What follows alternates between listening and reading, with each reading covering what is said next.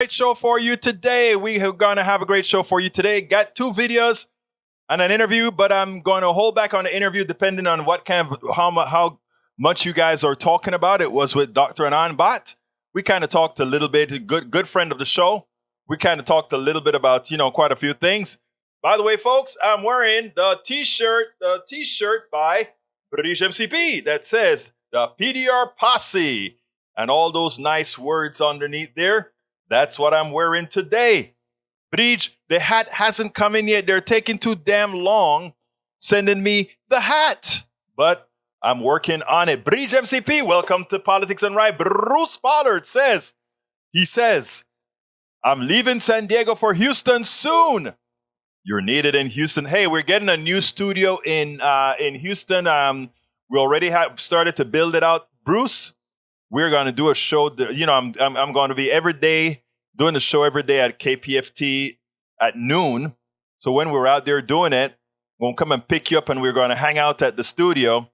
And anybody in Houston that want to hang out at the studio with me every so often can come on out and we'll do the live program on air, KPFT 90.1 FM Houston. Don't forget, folks, whether you are in Houston or not, KPFT 90.1 FM, you can either go to kpft.org or listen to it live if you're in the Houston metropolitan area.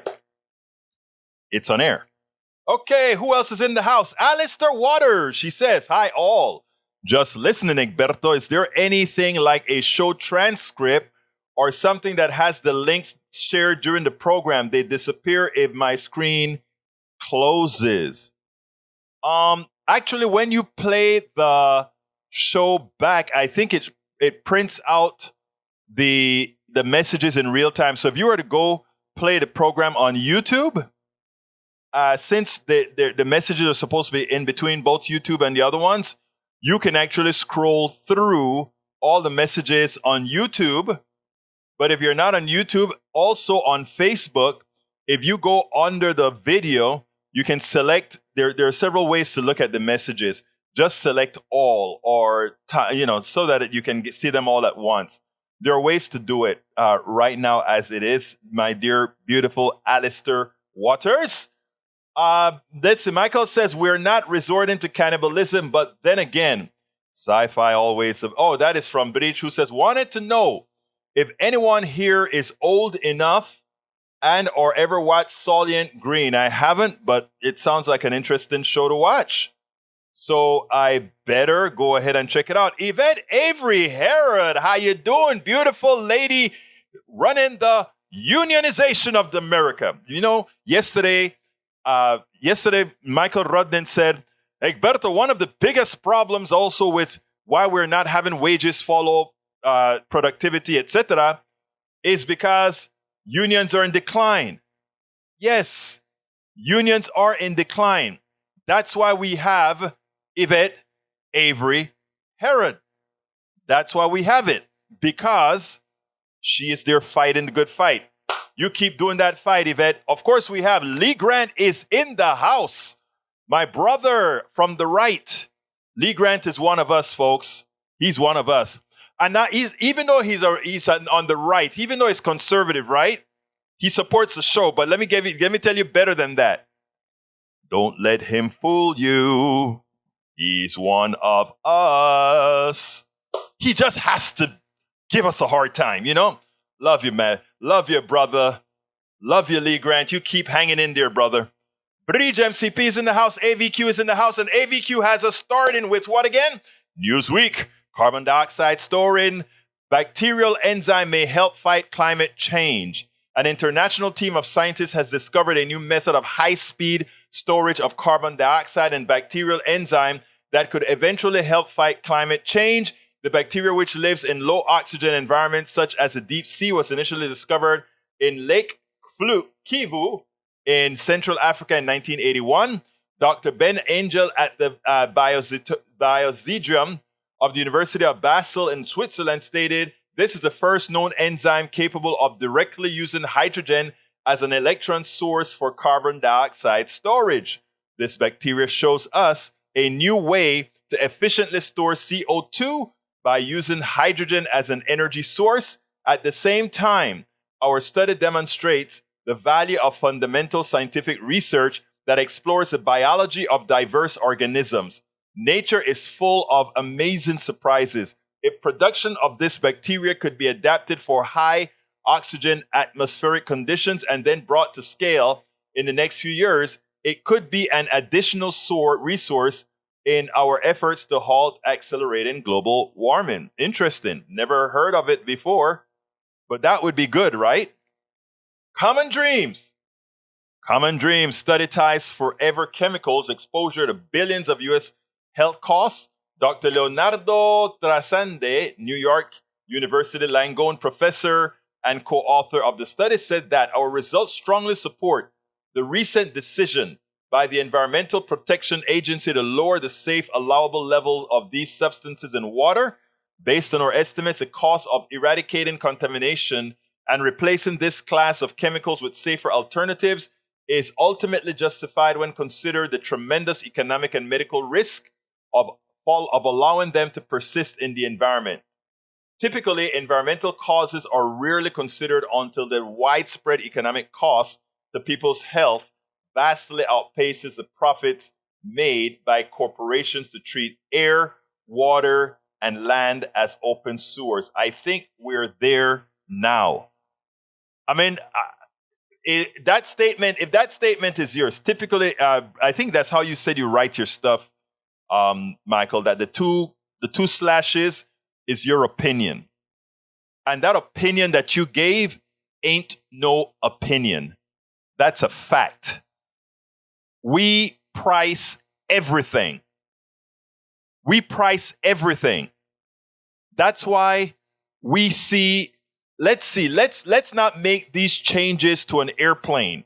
Let's not make these changes to a car, because the amount of lives we save compared to the lawsuits, compared to the amount we lose by making the change is not justified. Let's just kill people and pay the lawsuit. When we talk about an immoral economic system, that is the definition proper, Senor Rodnin, of an immoral economic system. You know, like I said, when I came to this country, my first thought, and I wrote it in my book, As I See It, Class Warfare, when the teacher just about laughed at me, right? The question was, if there is a high demand for something, should the price go up or not? And my answer was, if there's high demand for something and I can make that something, you know, I would make it, I'll keep making it cheaper. Because there's so much of it that's selling, I don't need as much money, so I can keep my profit margin real low because I'm selling so much of it, right? They laughed at me. That's not capitalism. If people want your damn product, zoom the price up. It doesn't matter if you can make a lot of it. And the only time you have to drop your price, if you get a competitor to come into the fold. But if you have a patent on it, you won't have a competitor for 17 years. And if you want to know the manifestation, the evil manifestation of that concept, look at drug prices. When a drug is developed, they get a patent for that drug. In as much of that drug was developed by the intellect of universities we all paid for. But they got that is, and that's why you have generic drugs which are a lot cheaper than name brand drugs which have patents on them. And because they have patents, they can charge whatever. Even if the drug is in high demand, they charge you an arm and a leg for that drug. That's why the pharmaceuticals work out with money. I gave the example in my book as well, As I See It, Class Warfare, the example of Clarinex, right? There's this drug called Claritin. All of you know about Claritin. Whoa, we get the sniffles, we take Claritin. Well, Claritin lost its patentship a few years ago. And you know what the drug companies did? They invested in adding another chemical to Claritin and called it Clarinex. You notice they made the name close to Claritin, but then they made it Clarinex as an exceptional, right? And then they marketed it to doctors to try to go ahead and sell that drug instead of Claritin, which was going off patent, to say, oh, this is a better drug. No better, but it's a better drug. That is what an immoral economic system does. And that's what I'm talking about. They claim, oh, but we have patents so that we can really keep developing new stuff, because if we don't get a patent, why develop something new if somebody can just copy it and then sell it? Well, you didn't develop it in the first place. We did. And that's what I try to tell everybody. Look at the genesis of every drug out there and see how many of them started at a university or started with a government grant or whatever. Anything that started at a university or that had a government grant or is a derivative of something with a government grant should not be allowed to be patented. I think that's fair. I think that's fair. Or, again, I think that's fair. Anyway, last one from Michael Rudnan. Common dreams. Corporate interests have been 21.5 million to GOP sedition caucus since I saw that one on Common Dreams today. A new analysis by the watchdog organization Accountable, which has been tracking corporate contributions at the so-called sedition caucus. The group of 147 Republican lawmakers who just hours after the January 6th attack on the U.S. Capitol voted to overturn the 2020 election in an attempt to help Trump maintain the grip on power shows that in months of June, as the House January 6th committee revealed alarming new details on former President Donald Trump coup attempt, corporate trade groups and Fortune 500 companies donated more than $819,000 to the Republican members of Congress who voted against certification of the 2020 election results, bringing their total corporate donation to the sedition caucus members to $21.5 million. Amoral corporation managers know that bribery of politicians bring massive rewards and little short-term punishment, so they don't care that corporate corruption is fracturing our nation, potentially bringing our nation's downfall, so long as the return on investment remains high. These guys are not Americans. These guys are whatever the market will bear. Hey, where are my peeps today? Today we're kind of slim on peeps. Where are my peeps today? Okay, let's continue. All right, let's see what we got here. I'm scrolling down, folks. I'm scrolling down. Alistair says, Mohawks for the info. And let's see. Alistair says, many thanks. Bridge MCP. Bookmark Michael Rudnan. I love that. There's such a thing as too much sun for solar panels, and Europe's solar industry is starting to buckle. Huh? You got to put a little bit more words than that in there, brother. There's too much sun for solar panels. What? You know what? All right, you win. You tickled me. There's such a thing as too much sun for solar panels. What magazine was that written in? Fortune magazine, of course. It says, with clear skies and near constant sunlight, European summer should be high season for the solar industry.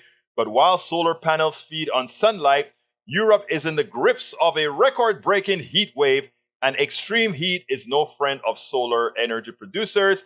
The heat that has been scorching part of the UK and New Western Europe has set temperature records, starting to damage infrastructure and is leaving behind a mountain death tolls. High temperatures have sent electric demand in Europe soaring, and combined with an ongoing shortage of natural gas on the continent, renewable energy sources such as solar have had to step up. Over the weekend, Germany broke the country's record for solar power output, with even higher levels of electrical generation expected this week as the heat wave rages. But if temperatures remain elevated for long, it might actually risk slowing down solar energy's output.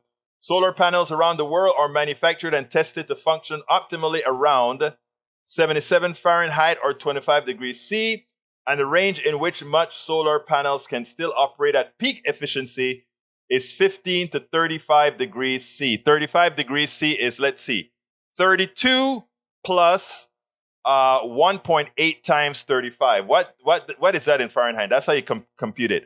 Multiply 35 by 1.8 and add 32. I can't do that in my head right now. That is that temperature, and it seems to me like that's fine. I think it's a misleading article, but what can I say? You know, that's what we get with anybody who's attempting to do something positive with solar energy.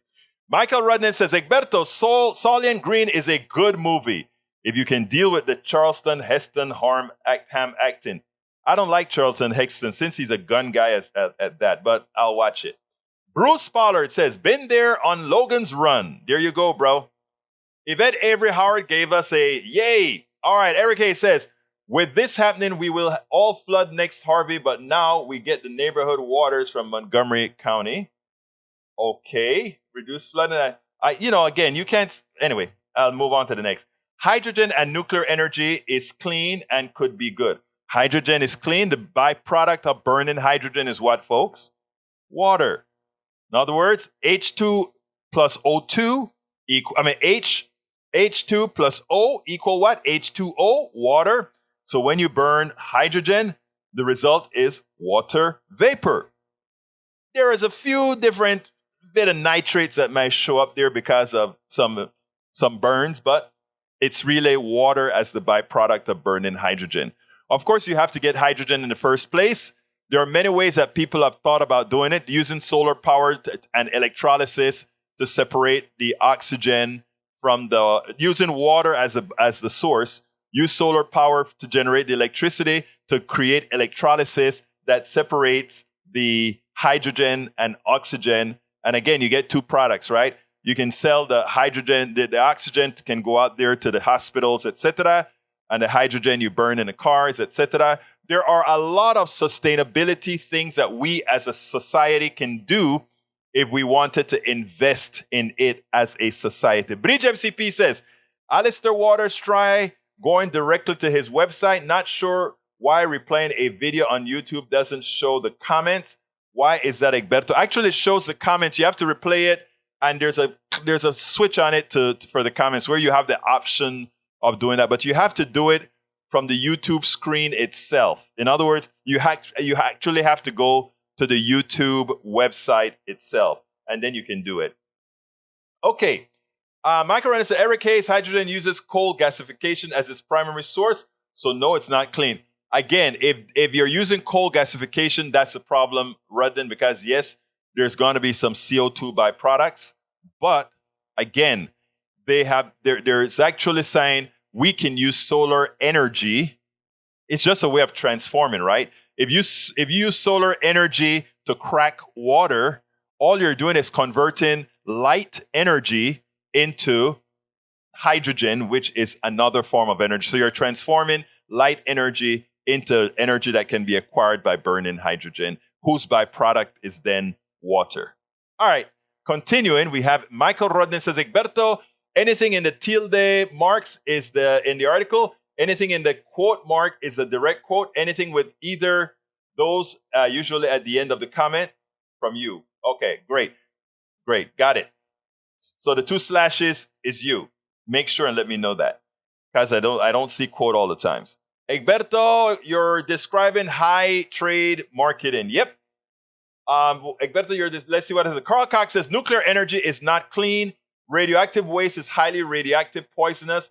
It's deadly. Accidents at nuclear power plants causes the radiation to spread. Great distances causes cancer. I am of two minds with nuclear energy. Nuclear energy of the past, a la 3 Mile Island, a la Fukushima, Nagasaki, Fukushima. Also at the, ¿cómo se llama? The one in Russia, the one that blew up in Russia that now has a big sarcophagus on it. Those are nuclear plants of the past. I am looking at, and again, as environmentalists, activists, we have to think outside of the box. We have to make sure and think outside of the box. There are some environmentalists that are absolutists. Absolutely no nuclear, absolutely no gas, absolutely nothing, right? And I always ask them to give me the plan to do it. And based on how we run and even the things that we want, or me transmitting over the internet, we as environmentalists have to come out in my opinion, in my humble opinion, with a plan. The plan is not going to say oil zero tomorrow. It's not going to happen. Well, they'll never say oil zero because oil is actually used for other products as well, right? Even synthetic oil from corn, etc., used to make plastics, etc., right? So we have to come with a believable plan. And I don't know. That believable plan just may include modular nuclear energy. If we really have to generate high amounts of power and we not yet have the back-end store for windmills, for wave energy, for solar energy, and all these other guys. I am simply speaking from a practical standpoint where we must have X amount of energy. We got to do all these calculations. Come out. And look, like I said, I have not yet seen the transition that is something that most people are going to live with. I mean, ultimately, if we don't change, we are going to cook to death. But we also have to come out with something sensible, doable, and pragmatic. So, Brother Cox, I am not going to shut the door on future instantiations of nuclear energy that works a bit more safely than they are today. Let's give an example. Right now, we're using oil. Oil kills more, I think, justifiably, or not justifiably, but you can agree, than all nuclear accidents combined thus far. Human beings, that is. Oil has killed more people. With all the diseases that oil causes. Are you willing to go ahead and say we're going to just shut down oil absolutely now, punto final? I don't think so. So I am with you that we have to be safe, but I am not yet convinced of all that we have to do. And I want to give a little, even though I disagree with Eric Hayes a whole lot of times. You know, Eric always said, what are we going to do now? Da, da, da, da. I mean, he is, in effect, partially right. The problem I have with many that follows the Eric methodology, which is really the right-wing methodology, because that's where he gets a lot of this material, is that you have to think about the process. And too many of the drill, baby drill, they don't think about the process. They just think about making money today. Punto. That's what they do. All right, let's continue. We got Bree says universities used to share their research info till Corp stepped to pay them not to. Some in the last few days and going back to sharing. You got that right, Bridge. IVQ says Carl Cox, compare radioactive waste from nuclear to radioactive waste from coal. One so much worse than the other. Lee Grant, Buttigieg supports economic SN. Stop it, Grant. Coal ash is more radioactive than nuclear waste. You know, I didn't realize that, Rudnan. I didn't know that. I didn't realize that. All right, Scientific American article, coal ash is more radioactive than nuclear waste. Thanks for pointing that out. I honestly did not know that. Wow, that's interesting. Okay, Natural Institute of Health, a taxpayer-funded government agency, develops 65% of drugs on market. Give drug patents to big pharma for free. Carl Cox, you hit the nail on the head, brother. All right, Maywood says, good afternoon, everyone. Eric Hayes says, not everything starts at the university government grant, but keep pounding that one. They are not only smart people, but you seem to think so. Again, they're not the only smart people. But again, my statement is not, I wasn't asking a question, Eric Hayes. All those knowledges emanated from a university, period. Even if they're at a corporation, those corporations got their people from a university who developed the skills that allowed them to work in that corporate lab. That corporation then trained that kid from high school up to college, up to their PhD. So anything developed by that PhD or whatever at that corporation as well had its genesis in all of you that are listening to me right now, in your tax dollars. Don't let them use that argument. Oh, not everything was developed by these universities. The corporations invested little. That person who went to work for that corporation with a PhD, with a master's, with a BA, BSME, BACE, whatever. You, the American people, all of you that are listening to me right now, you are responsible for educating those people that then go to those corporations, build products that then they rob you blind to pay for. Don't let them fool you about that. Oh, but the corporations invested money in these labs that developed it, and we hired, It's like what Canada in Ontario is trying to do right now, right? Now that they educate doctors on the cheap, a lot of very good doctors. And now what does the private sector want to do? They want to create private hospitals that use those doctors that all of us that the Canadian people pay taxes to educate, and then charge people a premium to go to the private doctors at those facilities so they don't have to wait. Anand Bhatt, who I have a video today, but it's given the amount of stuff you guys are writing, I'm not going to get to it.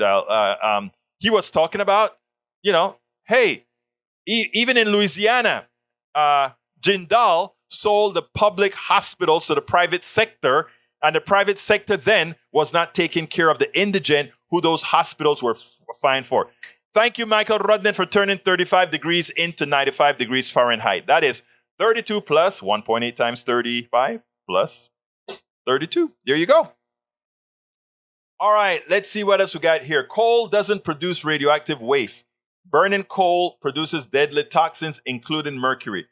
Carl, I think you probably should read the article that the Scientific American that the Rudden put in there from the Scientific American. I think it's important. It's not one of the things that we promote at Politics Done Right. All of us do is we learn. I didn't know that. I can tell you straight up. I did not know that coal ash was radioactive. Now, if you show me a Scientific American thing that proves that coal ash is radioactive, I would have learned that. That's what this program is for. We learn together. Okay, let's continue. Bruce says, patents have some value sometimes. Insulin is off patent, but still a bad deal in the US. Amazing, isn't it? That it's off patent, but what they do, you know what they do with insulin, right? They in order to patent insulin now, they create something known as the form of delivery. So now they packet insulin into forms that have that it's developed its point. I mean, it's distributed in your stomach or whatever on a time based and all these different things. And that concept they patent. And then the doctors say, okay, we're going to give you or prescribe another kind of insulin to you now. It's going to be this one here. And it's time released, time lapsed, and all that kind of stuff. And you pay through the arm and the leg. It's a sham. It's a sham. It's a sham. Okay. Carcock says coal does not, I repeat, does not produce radioactive waste. The energy it produces is not from radiation. No, it's not from, the energy it produces is not from radiation. I think what the article is saying is that coal ash, in fact, when you think about it, I probably can understand that. Because even there where they get coal in West Virginia, in those mountains, there's a lot of radon. And radon is, in fact, radioactive. I bet that's where it's coming from, right? Radon in from these mountains. Correct me if I'm wrong or not. If I'm not sure. Okay. Bruce says fuel cells is better than burning. And actually, fuel cells, if I remember correctly, can actually use natural gas, right? Correct me if I'm wrong, Bruce, but I think fuel cells can use natural gas. All right, let's see. Egberto, hydrogen is a great energy carrier and efficient battery, but as there are no hydrogen reservoirs, you have to source hydrogen. And right now, the primary source of hydrogen is coal gasification, which is extremely polluting. True. But like I said, if we were to develop, again, think about this. You're right about right now, gas is the easy way to do it. And capitalism always try to find the easiest way to do things for the cheapest. so that the shareholders can get a bunch of money and the executives can get profits. We know that. But, what we have to take into account, Rudden, is, however, if we created these humongous solar cells, remember we always talk about, well, what are you going to do when the sun is not shining or the wind is not blowing? Well, remember I always talk about back in store. Back in store means I can either pump water to a higher level, and when there's no sun, drop it through a turbine to generate electricity. That's a battery. Another battery is using excess solar to take pure water and turn it into oxygen and hydrogen. That's another source of, that can also be considered a battery. And then when the sun isn't shining, etc., you burn the hydrogen. So there are a lot of these concepts that we can actually put together in a very smart way from people that are much smarter than I am that could come up with those procedures. Buttigieg MCP says, Lee, weird way of expressing that one. Ha, ha, ha. I think I know what he's talking about. No byproducts. True, Bruce. Exactamundo. All right. Eric Hayes says, Lee Grant, the elite which now runs aside and support him and the administration. All right. Bree says, Egberto Willis, can you move your mic to your right? It's hard to hear you. Oh, okay. I'm sorry. I'm sorry that I'm taking that long to see that. I'm fixing these, right? The antenna broke. I'm going to put these back together. These are the ones that you got back in DC. And I'm going to start back using my good old wireless microphone. They actually sound better than this from what some people have told me. We'll see. Eric A says, Rudnin, do you research? It is clean. Gosh, you are not the only one, right? Learn that maybe. That's a discussion we're doing. Egberto, if you use renewables to electrolysis water and then have hydrogen and oxygen as fuel, would be clean. Yes, but that is not the primary sourcing of hydrogen. I get it. Lo entiendo. I am just saying it's not currently the primary source of hydrogen. What I said is let's make it the primary source of hydrogen. Eso es lo único que estoy diciendo, guys. All right, let's see what else we got here. All right, fuel cells, solar energy, hydro energy, and wind turbine produce power is green energy. I agree with all the green energy stuff, folks. Lee Grant says France is very happy they went nuclear. France has been nuclear for quite a while, I think. Nuclear is considered green except for the waste, which is when it gets away, it's definitely not green, right? All right, only takes 1 hour's worth of fossil fuel emission. Every death attributed to nuclear power since nuclear power began. Fossil fuels causes about 10 million deaths per year. I'm pretty sure that math checks out. There's no doubt. Paul Fleming says he's checking in. Welcome aboard, Paul. Eric Hayes says, let them go live on their little world balanced energy policy is what has to happen. There are 8 billion, not 800 singular living people here on Earth. Balance is required all around. You're right. Balance is required. By the way, just for your information, the people burning a lot of energy are the capitalist countries, okay? China, America, and the European Union. The people in rural Africa and all these other places where a lot of organizations are working, guess what they do? They are green. They have pumps that are driven by solar energy to pump their water. They have lights in every home with a solar panel on it where they watch TV, satellite TV, via energy stored in a battery. They use a lot less energy than we do, and they have cell phones, and they tape it. Look at TikTok at how many are doing it, so it can be done. So when you go ahead and talk about balance of 8 billion people, most of 8 billion people, brother Eric Hayes, are not the ones polluting with burning fossil fuels. The ones that are doing the damage with fossil fuels, brother, we are. We are the excessives in the world. America, Great Britain, China, India. And the capitalist portion of these countries is what I'm talking about. So let's get it straight. When you are talking about all these compromises you want to make, you're making compromises for the capitalist countries that cause the heat wave in the first place. It is hard to understand. I get it. But do remember, it is the Industrial Revolution by Great Britain and others that really threw all that carbon in the air, and all the rest of the world are the ones who are suffering the indignities of all that carbon in the air. And now we are asking the others, well, if we got to cut, you guys have to cut too. Well, you guys built your economy completely and entirely by polluting the world's atmosphere, and now you don't want to compensate us for not doing the same damage that you did? Remember when I talk about immorality of an economic system? That's what I'm talking about. That's the maximal,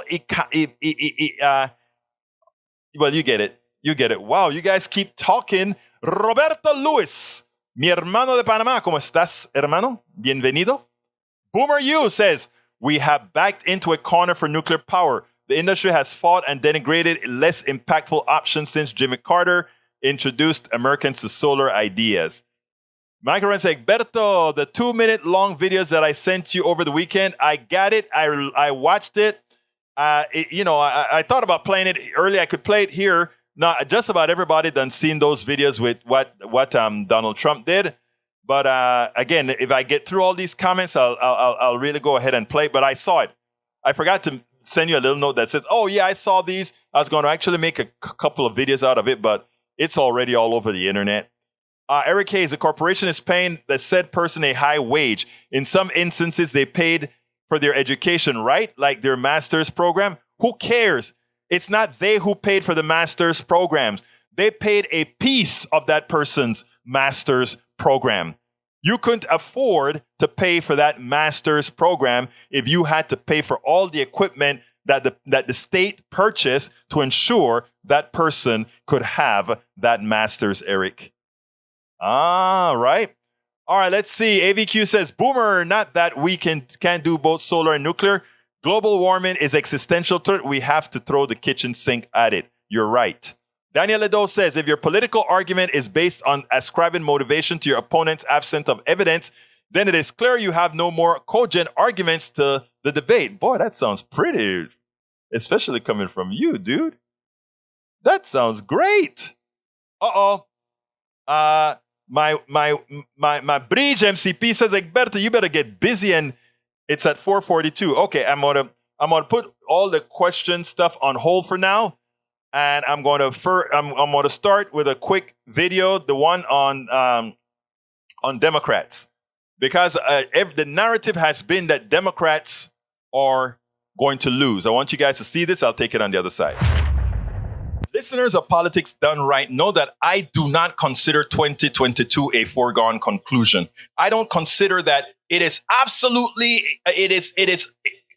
impossible now for progressives and Democrats to win 2022. It's all gone. It's all over. Hell no, it isn't. And you know what? If you take a look at what's happening around the country, if you take a look at what people are saying, it is evident that if progressives and Democrats do the job, this election is theirs to lose. Forget about what the mainstream media has been saying all along. But finally, I heard it today that they may be rethinking the narrative. And it took 538 to look at the Senate and see that Democrats are not only likely to keep the Senate, but increase their numbers in the Senate. And the House, even though it's likely to be lost, I don't think so. Check this out. We'll take it on the other side. Some new evidence today that the predictions of a Democratic wipeout in November's election may have been premature. Seismic events from abortion bans to fallout from the January 6th revelations could very well be shifting some political headwinds. A growing number of analysts now believe the Senate, at least, could stay in Democratic hands.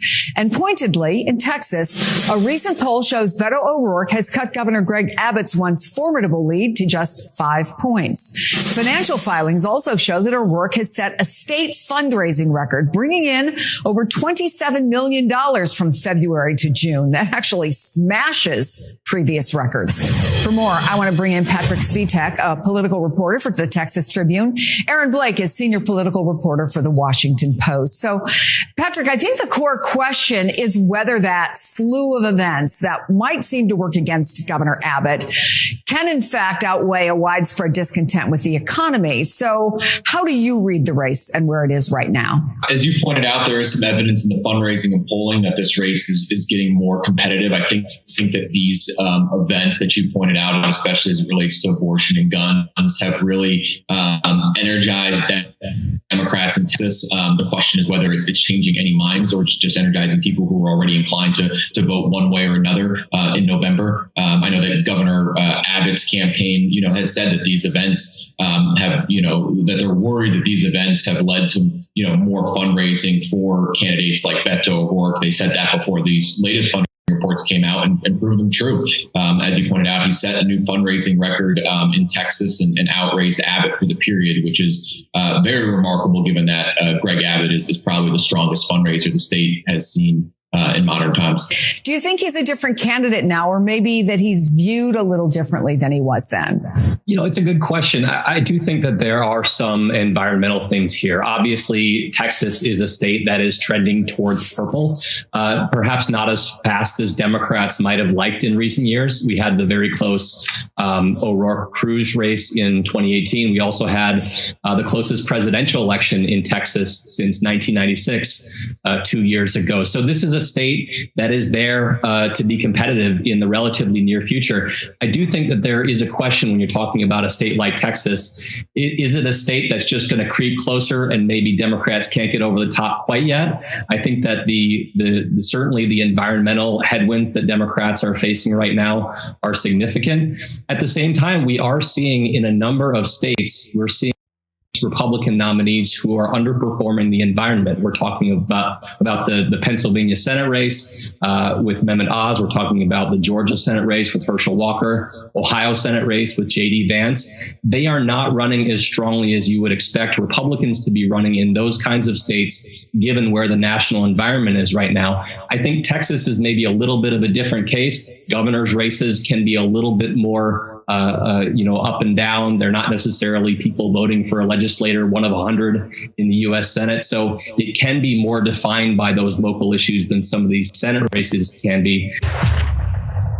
We absolutely so. So, folks, if you are thinking that the race is over, if you are thinking that somehow it's a lost cause for 2022, that's what they want you to believe so that many of you don't go out there to vote. It is imperative that you go out there to vote because we don't only want to win 50 plus 1. We want to win so that we can actually effect real change. I am surprised that this message from Pete Buttigieg didn't get more coverage. He's stating, just like you love your family, I love my family. How can you speak to me? How can you speak to me in my eyes and still go against my own family? Check this out, and then we'll take it on the other side. This is a very interesting and important message, I think, from Pete Buttigieg. I don't know if you heard, but Congresswoman Liz Cheney spoke directly to Senate Republicans who are on the fence about the need, in her view, to codify protections for same-sex marriage. It's still clear if are 10 Senate Republicans willing to support it. Republican Senator Rubio told my colleague Manu Raju he's going to vote no, and he called the vote a, quote, stupid waste of time. What's your reaction on that? What's your message to Senate Republicans? If he's got time to fight against Disney, I don't know why he wouldn't have time to help safeguard marriages like mine. Look, this is really, really important to a lot of people. It's certainly important to me. I started my day, as I try to do on weekends.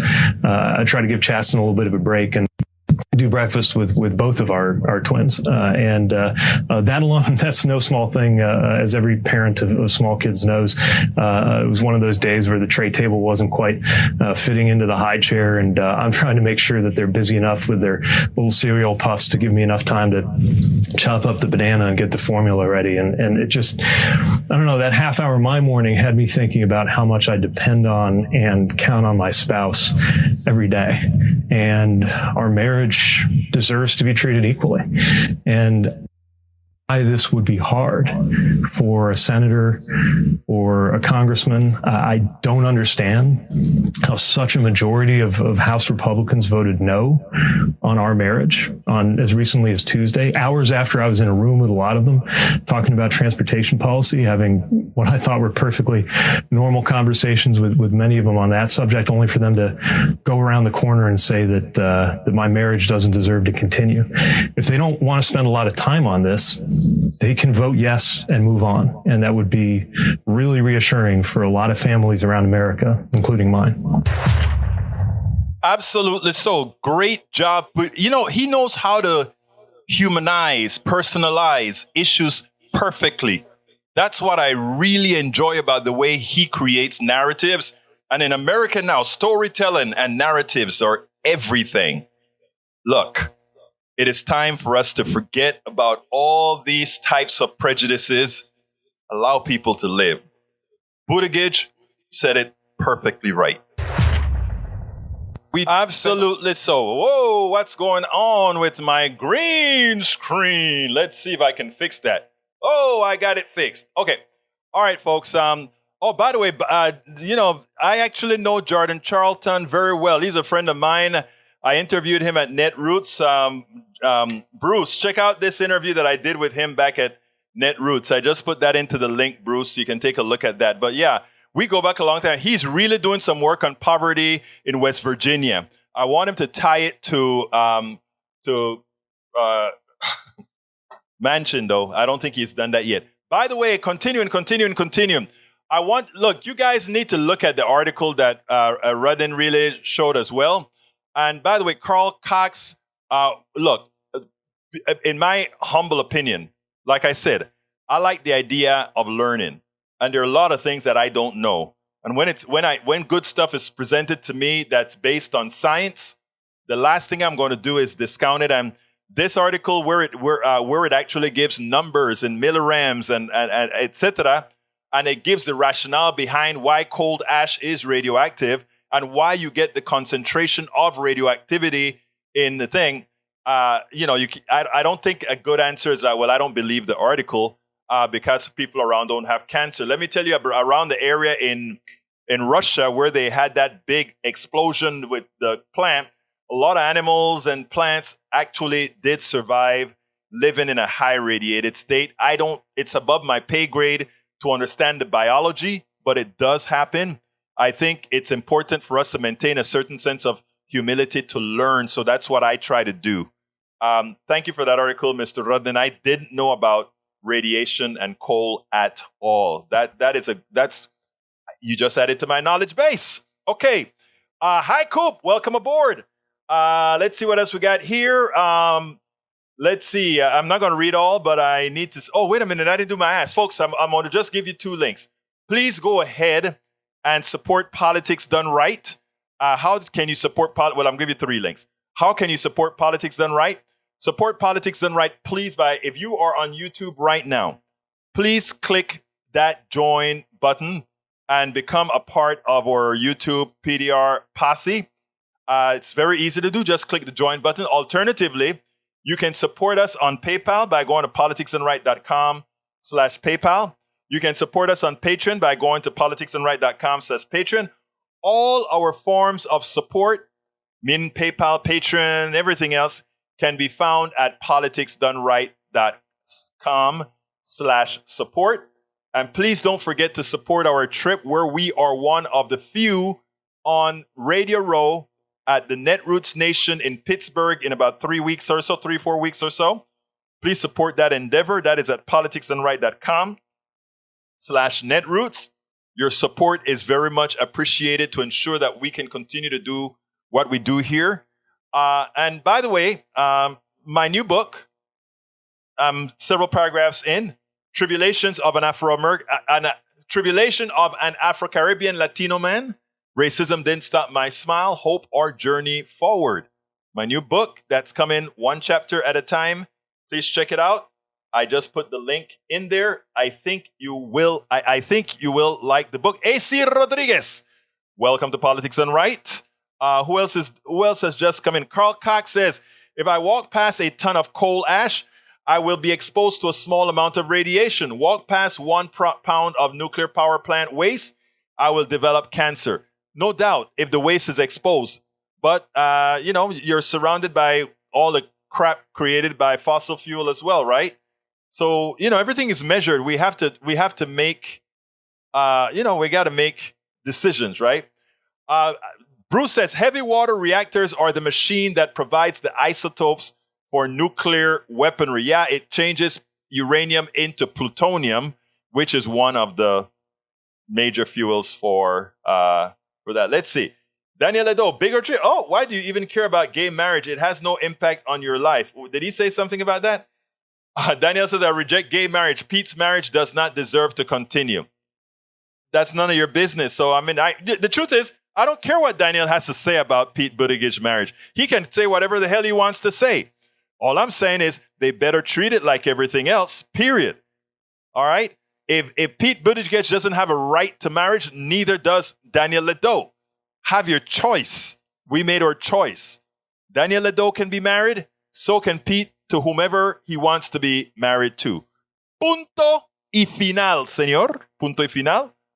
And Bruce also says love is love. And Bruce is absolutely right. AC Rodriguez says, hey, yes, sir. Lee Grant says, Texans pick our leaders. We pick Cruz and Abbott. That is democracy. And we are going to dump Cruz, Abbott, and Patrick. And not to speak about the crook that is our Attorney General. He'll be gone as well. All right, what else do we need to talk about here? I have the long interview I won't give. Any complaints? Anybody wants to give me hell for anything? Go ahead and tell me real quickly. You got 3 minutes to give me hell. Come on, I want to hear things that you want better, things that you want worse, things that you don't want at all. It's your show. You tell me. I want to hear. Let's see what else we got here. Michael says fun stuff about marriage. It is not mentioned in the Constitution anywhere. It is one of those self-evident rights from the 9th Amendment and then add the 14th Amendment Equality Clause. And there you go. See, I love my constitutionalists. Bree says, Daniel, wonder what you heteros do behind closed doors. Something, it's funny because some of the people that hate homosexuality the most turns out that they are themselves gay. So who knows? Carl Cox says, Egberto, have you received and read my latest emails? I don't know. I got like 800 emails and, I need help. I need help. All right. Daniel says, what? Did the medication not kick in? Or are you just deflecting again? Am I on medication? Okay. Paul Fleming says, different. Eric Hayes says, Pete loves the pain at the pump caused by prices as it validates his EV. If you really believe that, if you're that cynical, I can't help you there, brother. Breach says, fun stuff about man and women. Man can not sleep with sheep. Still law in many states in the U.S. if they had to make it a law. Breach, you're being bad. Okay, Roberto Lewis says, why define what love is? Love is love. One love. When Lou and I speak on the phone, and we speak on the phone often, either by WhatsApp, because, he's on the other side of town, and we always end our conversation, one love, one love. We end all of our conversations, one love, right? He'll type me a message, and it ends with one love. People, it is so much easier to love other people than to hate. The people who need hate, right? You need hate. I sent you, Alistair, I saw Mike Collier's commercial last night against Patrick. I thought it was great. I sent him a text. Let me see if he's returned my text yet. Because I'm going to bring him on the show. He hasn't returned my damn text. But I sent Collier a text saying, hey, man, you need to come on. I don't know if I'm a little bit too toxic right now for Texas, because, he's running against Dan Patrick. And you have to be careful. You don't want him, the the last guy that came on my show, they made a national commercial about him that says he appeared on Politics Done Right, and they took out one snippet of what he says.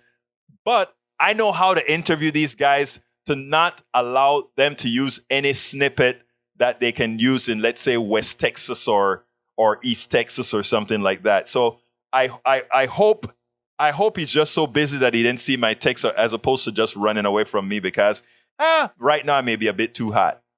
All right.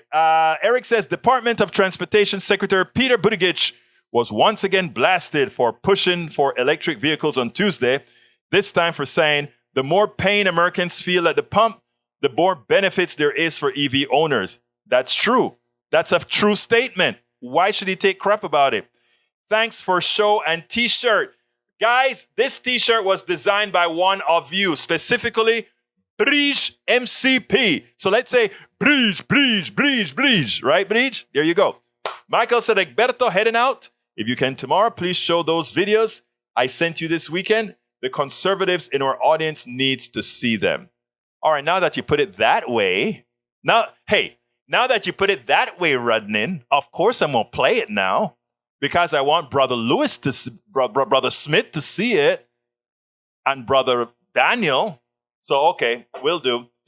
Got to get a pic of you, not of me. I'm on here right now. And by the way, Bridge, we've got an interview that we got to schedule pretty soon.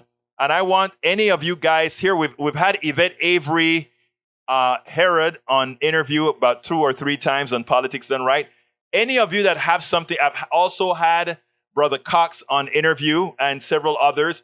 This is your show, and if you have something new to say, let me know, and we'll create a little segment for you to say it as well, because this is what? Your show. My name is Egberto Willies. This is Politics Done Right. Before I go, I want to ask you one more time. Please support the show. Go to join on YouTube. Also, please go to politicsdoneright.com/PayPal. Or if you want to find all the different ways you can support us, politicsdoneright.com/support. And of course, you can go to our store where we have new hats and t-shirts designed by some of you. And our new cap. The new cap is nice. The new caps are very nice. They're embroidered. politicsdoneright.com/store. Check them out. And of course, check out my new book, Tribulations of an Afro-American Caribbean Latino Man. Racism Didn't Stop My Smile, Hope Our Journey Forward. Like I tell you, I love people. My name is Egberto Willies. This is Politics Done Right. And you guys know how I end this baby. I am what? Out. We spend a lot of time deconstructing the news, trying to parse it into a form that everybody can understand. We try to find those little nitpicks where it flies above the fray, etc. If you really like these videos that we do, I want to ask a big favor. Please go ahead. Number 1, subscribe to our channel. And number 2, please join if you can. Thank you so kindly for watching. Keep watching. Please remember to share. We must populate the entire internet with our progressive message, a message that we know is what most Americans say that they want. So help us, please.